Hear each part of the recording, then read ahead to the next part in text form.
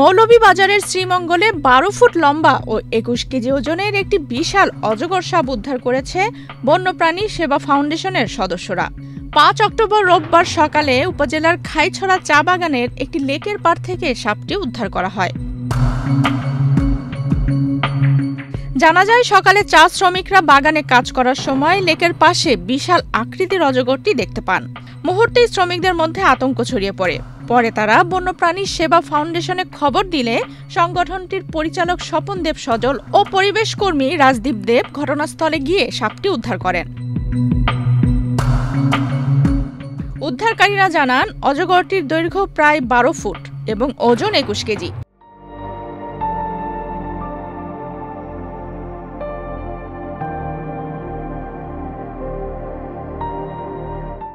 সাপটি সুস্থ অবস্থায় রয়েছে। প্রাথমিকভাবে নিরাপদ স্থানে রাখার পর বন বিভাগের মাধ্যমে সেটিকে আবারও বনে অবমুক্ত করা হবে। বন্যপ্রাণী সেবা ফাউন্ডেশনের পরিচালক স্বপন দেব সজল বলেন, এ ধরনের বন্যপ্রাণী সাধারণত মানুষের জন্য ক্ষতিকর নয়, তাই কেউ দেখলে আতঙ্কিত না হয়ে আমাদের বা বন বিভাগকে জানানো উচিত।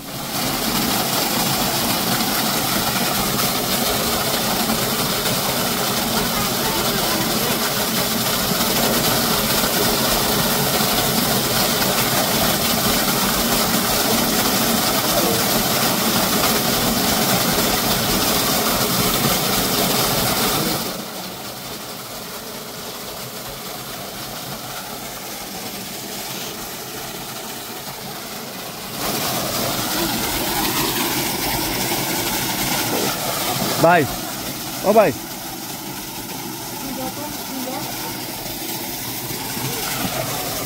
ও ভাই, ও না আইসি ভাই দেখে কই গেছে।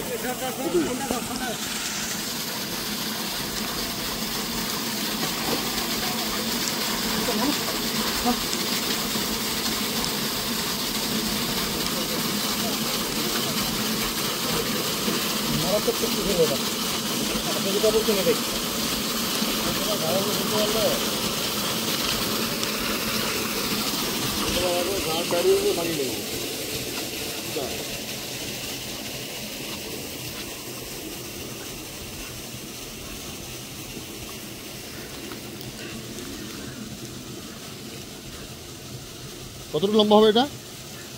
12 ফুট। এটা আগেও ধরছিলেন না? হয়।